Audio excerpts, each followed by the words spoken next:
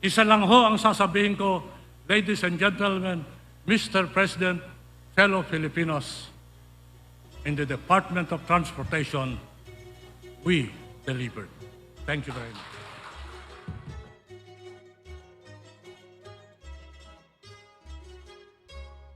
Ibababao na ho natin, Sir Saxani, yung tunnel boring machine. Once we put down the tunnel boring machine, the actual construction start. Pero alam ko na nag-aantay kayo. Sasabihin nyo, asan yung subway? Tuloy ba yung subway? Tuloy ho yung subway. Listen to what I'm going to say. The subway has been a project for 50 years or more. If I tell you, if you go to the route where the subway will pass, you will see massive constructions there. In fact, the Transportation Department will perform an activity to convince the people of the Philippines that the subway is real at totoo. Ibababao na ho natin, Sir Saxani, yung tunnel boring machine. Once we put down the tunnel boring machine, the actual construction start. In first or second week of June, we will do the simulation on what to do with the subway. Marahil tatanungin ninyo, trend din na tatakbo, makikita nyo. Dapat hindi ko muna sinasabi sa inyo doon para surpresa na lang. Pero excited ako, nasabi ko na marahil ang tatanungin nyo, what happened after the Duterte administration? Tuloy ho ba yung subway? Yes, sir. Totoo, tuloy na tuloy.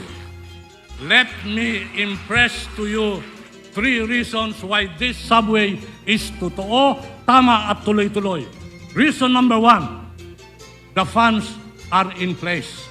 Through the efforts of the Department of Finance, with the government of Japan and JICA, the funds are in place. In other words, walang problema sa pondo, nandiyan na yung pondo. Number 2, most of the contracts that are involved in the construction of the subway is already awarded. In fact, many has started. Hindi na ho matitigil yan.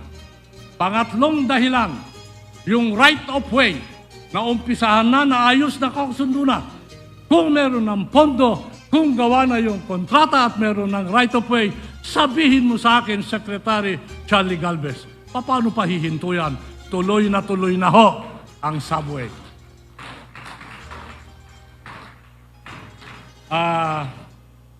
Sana lang pabaunan nyo ng dasal at tulong ang mga dadating na administrasyon upang matuloy itong proyektong ito.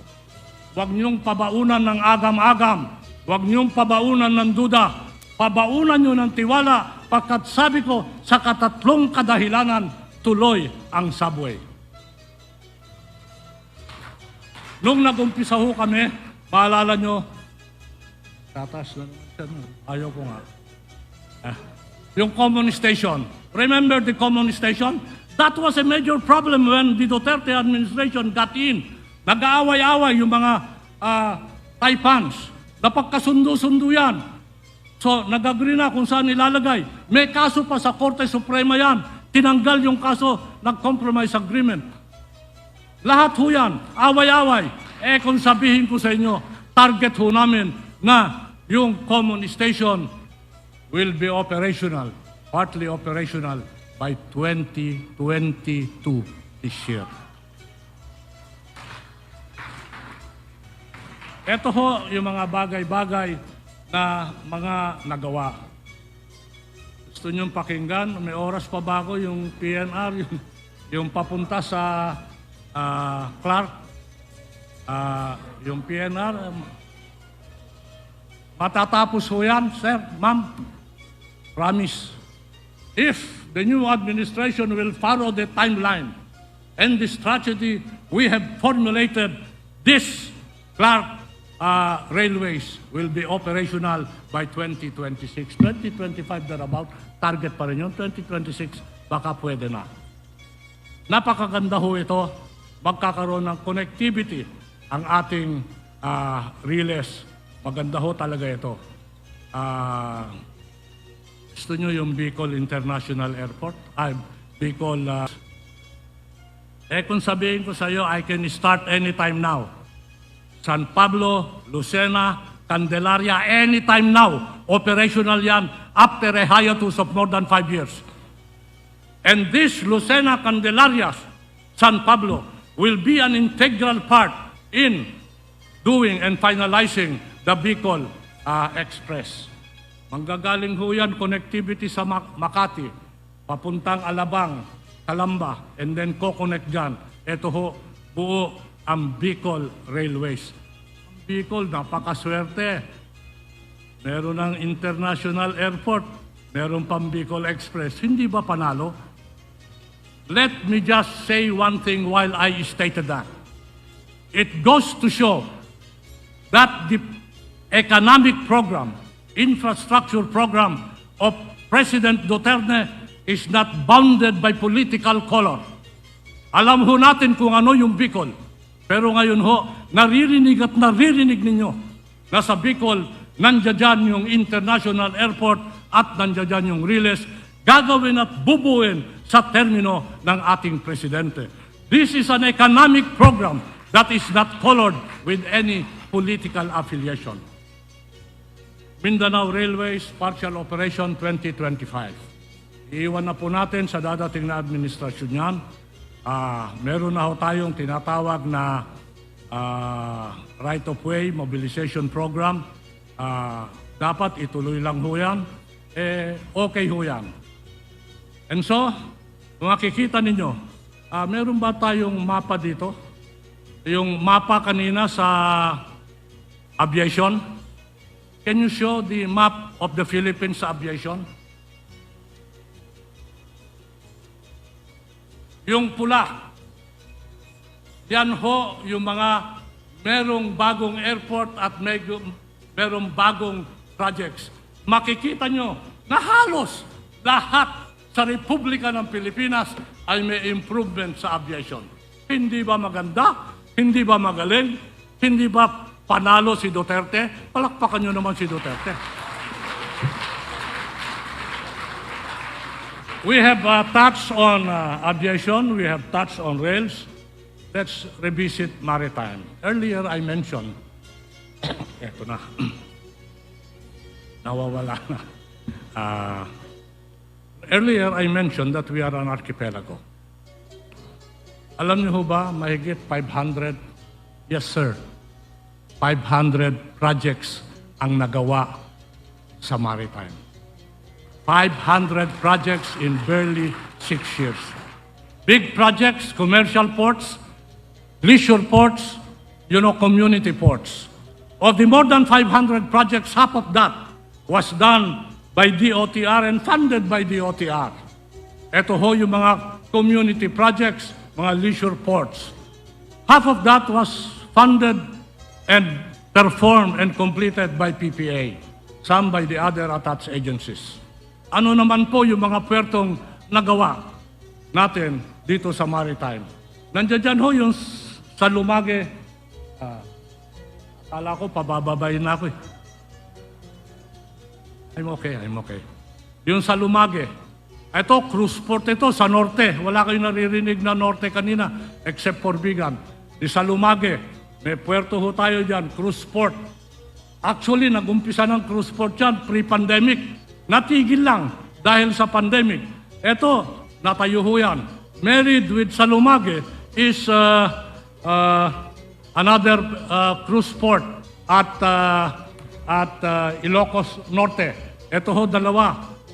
Cruise port yan. Magandang pagkakataon yan at maganda para sa ekonomiya ng Ilocos. Yung sa Puerto Princesa, madami ho tayong nagawa dyan. Noon, sinasabi natin yung Puerto Princesa ay, pang turista lang. Di na po yan. Meron na hong kabuhayan. Meron ng business dyan. In fact, we have connected Puerto Princesa, Palawan, with other Asian countries like Malaysia and Indonesia, na kung saan makikita mo yung mga improvements. Can we flash on the screen some of the airports that we have put up in Palawan? We have put up ports in Palawan. Go to Palawan and you'll be surprised with so many ports that we have put up. Marami rin hong puertong itinayo kami sa Bohol. Maraming puerto na itinayo sa Visayas at Mindanao. Total nga, kagaya ng sinabi ko, mahigit 500. Imagine, 500 for barely 6 years.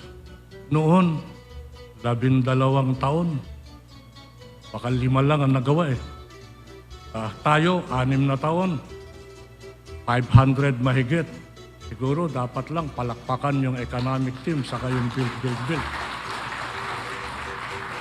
Doon ho, makikita natin yung mga improvement.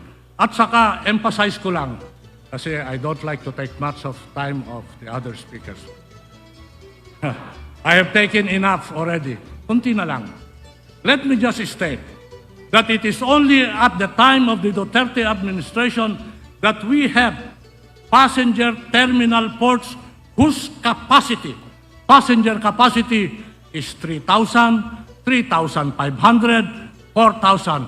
Never before in the history of this country has there been passenger terminal that capacity is 3,000, 3,500, and 4,000. Never before. And to top it, alam mo ba, sir, aircon yan. Alam mo ba na ginagawa ng mga tao, pasyalan ngayon yan. Ganyan ho, kaganda yung mga ginagawa natin, mga pasilidad sa maritime. Paspasan ko na lang ho yung road. Yung road hindi ho malalayo. Yung mapa niyan, yung mapa ng maritime, can you flash on the screen? Ito, yung mapa ng maritime. Bakit naging puti? Di ba dapat green yan? Lahat ho yung puti na yan. It shows the places where the maritime improvements and constructions have been done. You saw that same sa aviation. Makikita mo na magtutugma yung performances ng aviation at maritime dito sa making Filipino life convenient and comfortable. On the red sector, PITX, naku, nung inumpisahan namin yan, katakot-takot na lipusta inabot ko dyan. Pangit, walang kwenta. Ngayon, ang gumagamit ng PITX, 100,000 mahigit. It's your words. It shows that this terminal is functionable. It shows that this terminal is a partner to connectivity and mobility. Soon we expect and soon we want to rise, to have other terminals in Bukawi, in Santa Rosa, and in Marikina. Ito, meron na ho sa Marikina, saka Santa Rosa, nag-ooperate na yan. Alam mo ba, sa ganda nitong, nakapunta ka na sa PITX? Uy, palagay ko, hindi ka pa nakapunta dun. Kung merong airport, meron din road port. Kasi parang airport ito. Aircon, in real time, lahat, di-ticket, napakaganda. Never before we had this. Sa panahon ng Duterte, meron isang ganyan at magkakaroon pa ng maraming ganyan. Plus ng plus yung oras, 0-0, no more. Ayaw ako tigilan. Ayaw ko nga. The more you do that, the more I will lengthen my speech. EDSA busway, libreng sakay. Kung merong libreng sakay sa MRT3, meron din hong libreng sakay sa EDSA busway. Product of service contracting. Alam mo ba yung service contracting? Ito yung bagong system na kung saan may kontrata LTO, LTFRB at DOTR sa mga operators ng bus. I-pick up ng pasahero, pati yung jeepney, modernized jeepney, ng pasahero sa one destinasyon. Bababa sa isang destinasyon on predetermined time. In other words, wala na yung agawan ng sasakyan. Lalakad ho yan, may laman o wala, magsasakay at magbababa. In other words, predictable ang biyahe. Ang maganda dyan, libre. Libre. Hindi ba ang laking tulong yan? May libreng sakay na sa MRT3, may libreng sakay pa sa EDSA. Ganyan ho, meron tayong libreng sakay, meron tayong service contracting. Never before has this novelty and new improvements been done in so many years of various administration. Ngayon lang ho ginawa yan. Pinagtutulakan ko yung PUB Modernization Program. I want to change the safety capability of our vehicles. Kailangan ho, hindi lang malinis, kailangan ligtas. Why? Because safety is a shared responsibility. Safety should never be compromised.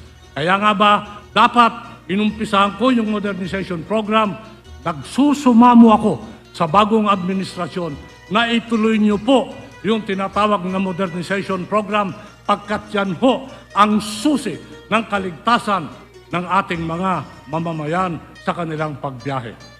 Marami hong proyektong ginagawa pa tayo. Nandiyan dyan yung Cebu Bus Rapid Transit. In the next few weeks, Seksani, tatayo na yung mga tarpaulin at i-announce na yung mga destinasyon at pupuntahan ng ating mga Cebu Bus Transit. Meron din ho ang Davao Public Transportation Modernization Program. So that makikita nyo na yung programa natin, hindi lang sa Kalakhang, Maynila, nandiyan din ho yung Cebu, nandiyan yung Davao. Ngayon, meron bang bike lane bago pumasok si President Duterte? Wala. Ngayon ho, as I speak, we have completed 563 kilometers of bike lane networks all over the country and continuing. Meron na ho sa Kalakhang, Maynila, meron sa Davao, meron sa Cebu. Ito ho, happy yung mga operators, yung mga bikers. At sabi nila, salamat President Duterte, binigyan nyo kami ng isang mode of transport. Salamat President Duterte, pagkat itong mode of transport na to ay hindi lang maganda kung hindi ligtas. Ito ho, never before has this been done. So that you will see that in the term of President Duterte, we went far and beyond of what was traditionally done. We were not afraid to do innovations and creative approaches to make the Filipino life convenient and comfortable. Never before in the history of this country has the Department of Transportation done so much in so short a time. Kailangan ipagmalaki ito. Notwithstanding COVID-19, notwithstanding the earthquakes, notwithstanding the typhoons, eto ho yung nagawa ng Department of Transportation. Eto ho yung ligasiya ng ating Pangulo, President Rodrigo Roa Duterte. At sa aking pagtatapos at paglalahad ng ating mga nagawa,